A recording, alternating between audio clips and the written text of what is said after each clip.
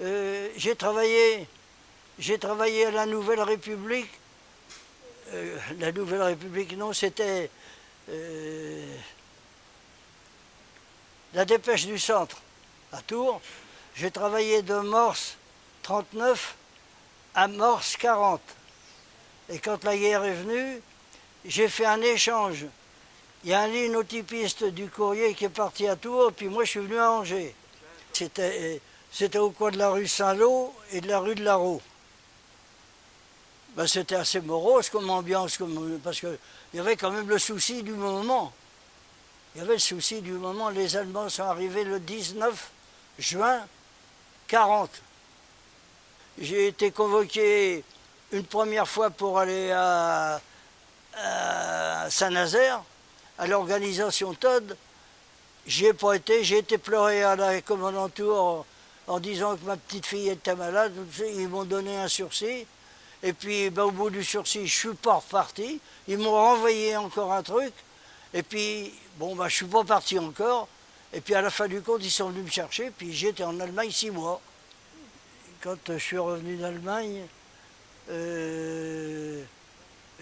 j'ai eu une permission parce que j'étais marié et j'avais un enfant. C'est pour ça que j'ai eu une permission de 15 jours. Et puis au bout de 15 jours, je devais passer à Revigny dans la Marne. Bon, ben, j'y suis pas allé. Alors j'ai été réfractaire, je suis allé dans le Cher, je suis resté jusqu'au du 18 septembre. Donc j'ai pas vu la libération d'Angers, moi. J'étais dans le Cher, à Ivoile-Pré, que ça s'appelait, une superbe commune, et je servais d'intermédiaire. Mon oncle était boucher. Et alors, moi je donnais un petit peu la main, et puis comme il y avait un camp de maquisards à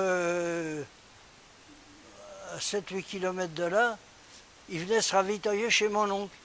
Alors quand il y avait lieu, je faisais la navette entre chez mon oncle et puis l'endroit où les garçons venaient pour se ravitailler. Et alors donc j'ai été libéré au mois de septembre. Je ne pouvais pas revenir avant parce que entre Vierzon et Tours,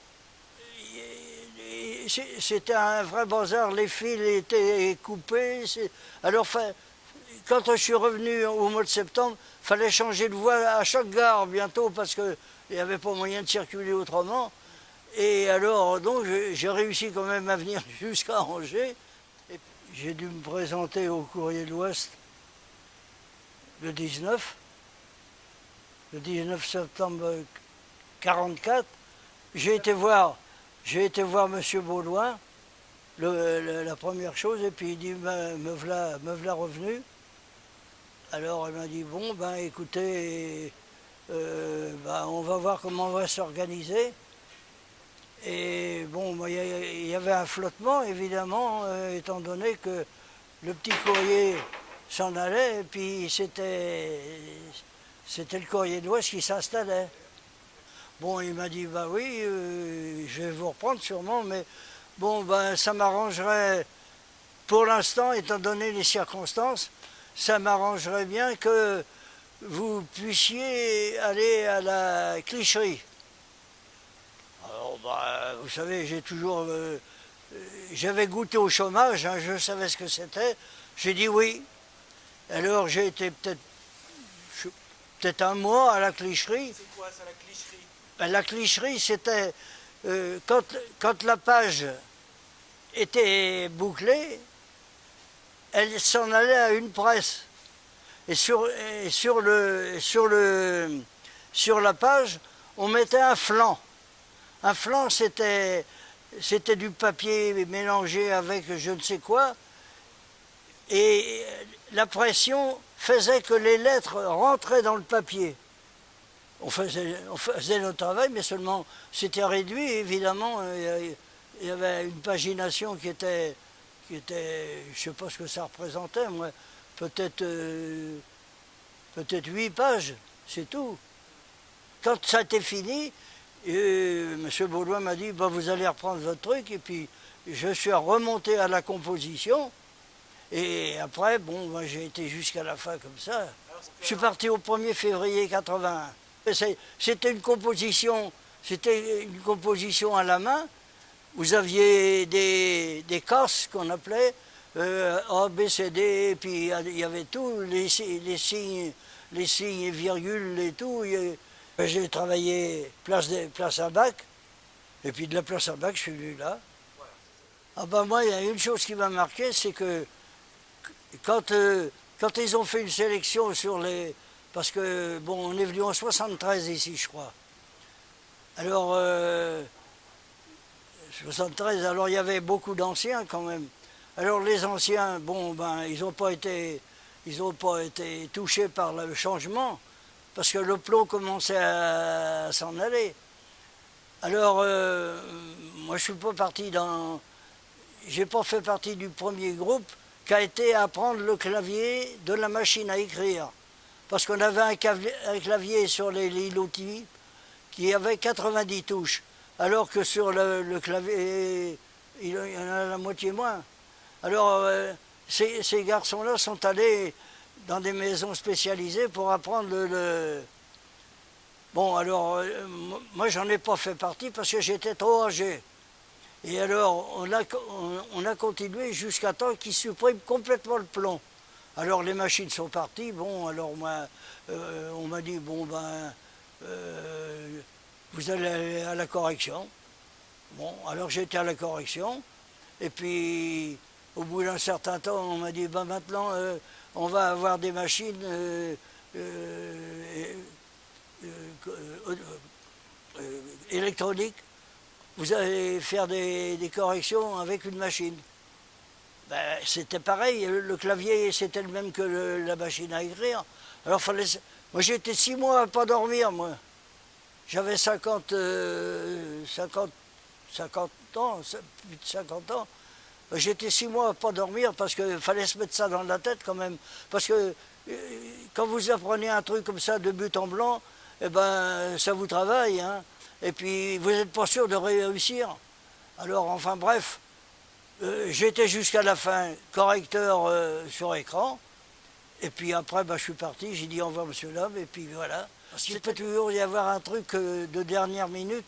Alors, il y avait un garçon qui restait tous les jours, on changeait, on appelait ça un malheureux.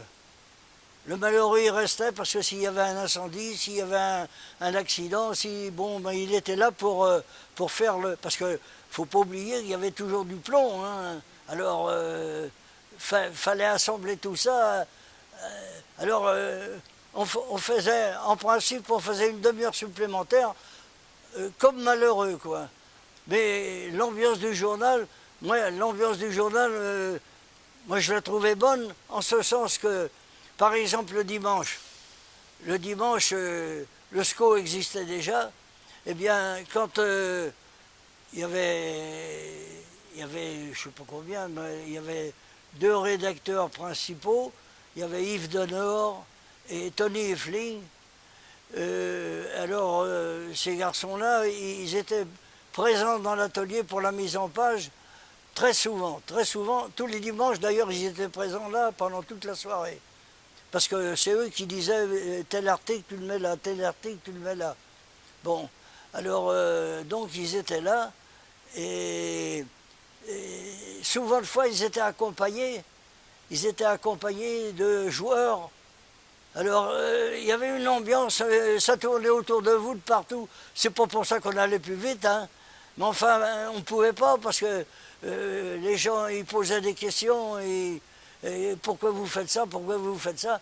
Mais on travaillait dans une ambiance... et puis, les jours d'élection, par exemple. Les jours d'élection, alors là, c'était quelque chose parce qu'il fallait bouver, hein, parce qu'il y en avait des noms à mettre. Quand je vois les trucs maintenant, là, c'est fait à l'avance sans doute, et puis c'est photographié. Bon, tandis qu'à ce moment-là, il fallait taper tout, hein, puis toutes les petites communes et tout. Alors, ben, il y avait la récompense, si on peut dire, parce que au bout d'un certain temps, on était crevés quand même, parce que ce jour-là, au lieu de faire 6 heures, on faisait des fois 8 heures, hein, on faisait 2 heures supplémentaires. Eh bien, alors il y avait le pâté, les rillettes, il y avait le col rouge, il y avait le col rosé, et puis bah, on tapait dans le temps, d'accord comme ça, mais on tapait dans le temps aussi pour manger. Hein. Alors là, il y avait vraiment une ambiance. On a eu la chance d'avoir je dis la chance, à l'époque, hein, d'avoir Monsieur Blanchoin. Monsieur Blanchoin, c'était vraiment quelqu'un de formidable. Et qui comprenait l'ouvrier, qui cherchait toujours par tous les moyens de faire plaisir, et qui était écouté, qui était bien écouté par M. Amaury. Amaury, qui était le grand patron à Paris, du Parisien libéré. Par contre, en dessous, il y avait M. Fleury. Alors, j'en dis pas de mal, mais... Non, non, pour verser à boire, d'accord, mais pour le reste... Alors, faudra faire un tri dans tout ce que je vous dis quand même. Hein. On avait un syndicat qui était comme ça, qui marchait bien. Et puis c'était pas nous qui faisions la pluie et le beau temps. Ça venait de Paris la plupart du temps. On n'avait même pas besoin de demander. Monsieur Blanchoin, il venait dans l'atelier, il disait « Monsieur Rabouin, venez donc là ». C'était le délégué principal. Il dit ben, « À partir de telle date, vous allez avoir 2%. » Ah bon? Oui. Et puis... 3 semaines après, c'était... Parce qu'il fut un temps, je crois bien qu'on a eu 14 augmentations en 2 mois. Alors, vous n'avez qu'à voir. Je me trompe peut-être de quelques c'est peut-être 12 ou 13, mais... Alors, ça changeait souvent. Eh bien, M. Blanchoin, il venait tout le temps nous le dire. Alors, vous voyez, c'était autre chose. Hein. Moi, il y avait M. Bédas. Vous avez peut-être entendu parler de lui. Enfin, M. Bédas, il était chef des ventes. Alors, il y avait un comité des fêtes. Et le comité des fêtes organisait un arbre de Noël pour les enfants, une galette des rois, et en plus, il y avait avenue Jeanne d'Arc, il y avait un concours de jouets sportifs.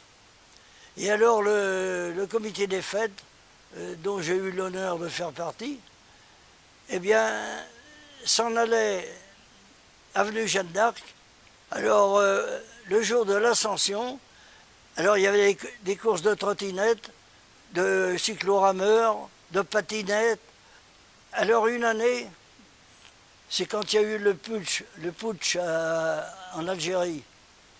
Notre chef d'équipe de nuit est venu au moment de la fête nous dire individuellement, puisqu'on était éparpillés, chacun avait son rôle, ce soir il faut venir travailler parce qu'on fait une édition spéciale. Ah bon?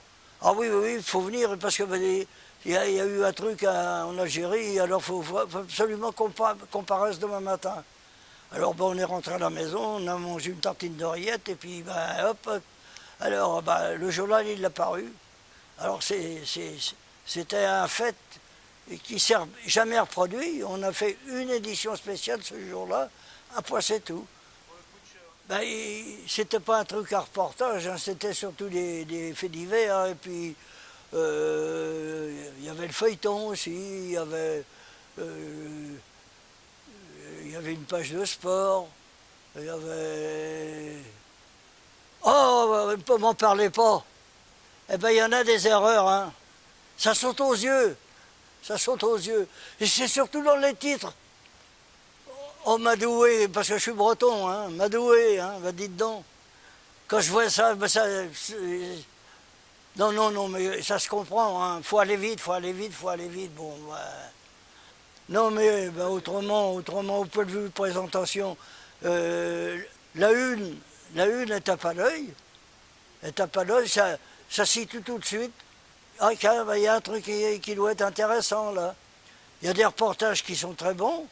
Il y en a d'autres qui sont un peu tirés par les cheveux, mais enfin, bon, bah, ça peut pas toujours être comme ça. Hein. Moi, je lis à peu près tout parce que j'ai du temps. Je lis à peu près tout. La une, elle est facile à lire. Hein. Il y a le titre en haut, il y a le gros titre après.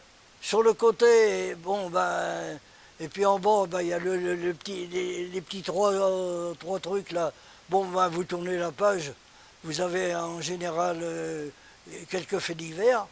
Et puis ben, après, ben, ça se résume à des grandes enquêtes, quoi. Peut-être pas grandes par leur fondement, mais grandes au point de vue superficiel dans le journal.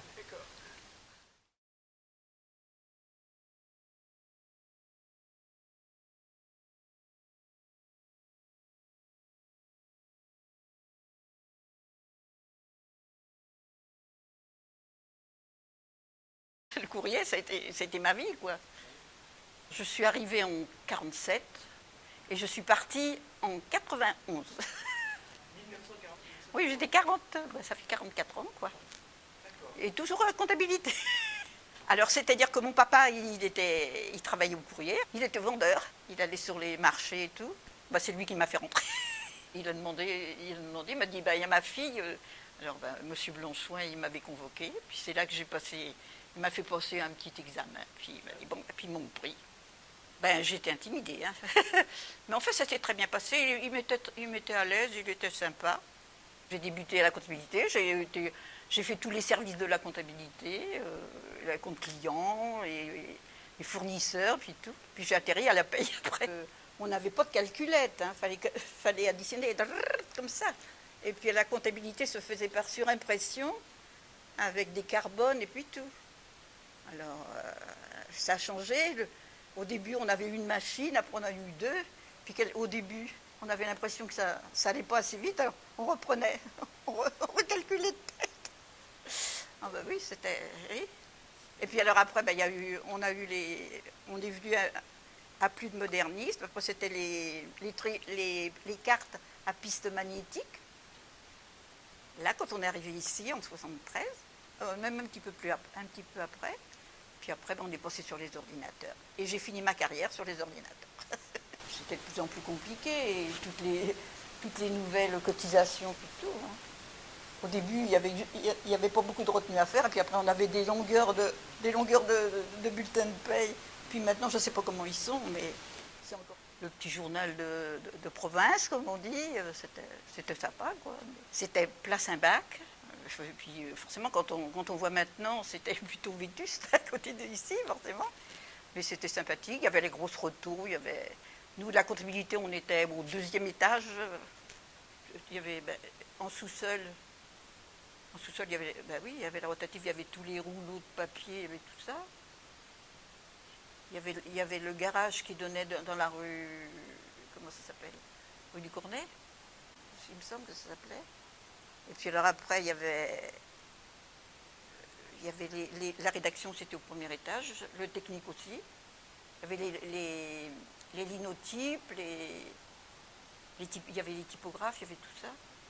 Il y avait le plomb aussi dans le temps, parce que le courrier se faisait avec du plomb, les matrices qu'ils appelaient. Ah oui, bah ça, j'ai vu tout ça. Et même après, quand il coulait le support pour fabriquer le courrier, ça faisait des grands cartons et on faisait des reliures, nous, après la comptabilité, avec les fameux cartons. On faisait des reliures. Oh, c'était sympa, c'était familial et puis tout. Il y avait une grande galerie, alors souvent tout le monde se croisait là. Il y avait que ce soit le technique, que ce soit l'administration, tout. On se voyait là, alors on se croisait. Mais alors, il y avait quand même... il y avait la rédaction qu'on appelait, il y avait le technique, et puis il y avait l'administratif. Alors quelquefois, il y avait peut-être des petites choses, on se comprenait peut-être pas tous, mais enfin, dans l'ensemble, c'était pas, ça allait, quoi. Et oui, puis on travaillait pas aux mêmes heures, et puis tout. Alors forcément, ça... Monsieur Mouche aussi, je l'ai connu, je l'ai vu à cette époque-là. Et il faisait les marchés. Il faisait les marchés, puis il était aussi. Il y avait une bande dessinée sur lui, mais c'était un tout petit bonhomme. Il était toujours de la fête. Alors dans le temps qu'il y avait les caravanes pour comment ça s'appelle, pour le Tour de France et puis tout, il y était. Et puis toutes les fêtes, les kermesses, des choses comme ça, ils vendaient les journaux et puis il y avait toujours une animation quoi, pour faire vendre justement le fameux courrier de l'Ouest.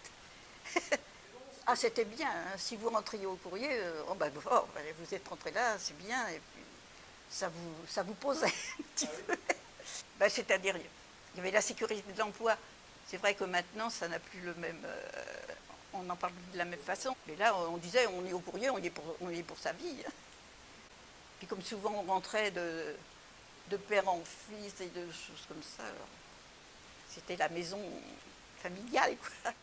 Et puis tous les patrons étaient en costume, cravate et tout. On n'était pas en négligé comme maintenant, avec les petits polos et puis tout. Oui. Les gens qui revenaient de week-end et tout, si le lundi matin, elle arrivait avec un pantalon, on lui disait, il ne faut pas rester avec votre pantalon, vous changez l'après-midi, parce qu'à ce moment-là, c'était pas bien vu. D'être en pantalon, ça faisait pas assez chic, ça faisait campagne et tout. Puis dans cette époque-là, on était beaucoup plus timide que maintenant. Avant, les patrons, c'était les patrons. J'étais obligée de voir certaines choses parce que automatiquement, ça passait par moi pour les salaires et tout. Enfin, les négociations, moi, j'y étais pas. Hein. Ah oui, alors on attendait. Quelquefois, j'attendais. Il fallait pas que je démarre ma paye parce que, attends, on ne sait pas encore quel taux il va y avoir. Alors j'étais obligée d'attendre et puis après, il fallait foncer. Place Saint-Bac. Et puis après, en 73, on est venu ici. C'était folklorique. Hein. À ce moment-là, on était jeunes. Alors on s'est bien amusé à faire les paquets, puis tout ça. Mais ça ne nous a pas quand même trop perturbés. Forcément, ça changeait de cadre. Hein. Dans le moderne, et puis là, c'était des petites pièces. On jouait sur les deux. Oui, il y avait des choses qui se faisaient place Saint-Bac et des choses qui se faisaient là. Il y en avait qui étaient déjà arrivés là, que nous, on était encore là-bas. Hein. Parce qu'il y a eu tous les essais aussi avec les rotatives et tout, avant que vraiment... Oui. Parce qu'il a fallu la mettre au point, là. J'aime bien... je ne peux pas me passer de mon courrier. Hein. Je lis les trucs qui m'intéressent, et puis je fais mes mots fléchés le matin. Oui. C'est vrai que ça me manque. Ça me manque quand je ne l'ai pas. Et je vous avoue que quelquefois, je le regarde comme ça, vite fait. Mais même, il suffit que je ne l'ai pas pour avoir envie d'en voir davantage. Je suis trésorière de l'amicale des retraités. Alors, forcément, j'ai jamais perdu de vue le courrier, quoi. Je suis toujours restée fidèle. C'est agréable de se retrouver. On prépare les sorties. On est nombreux dans l'amicale, mais dans les sorties, on est aux environs de 60, quelque chose comme ça. 3 fois par an, on se retrouve à peu près.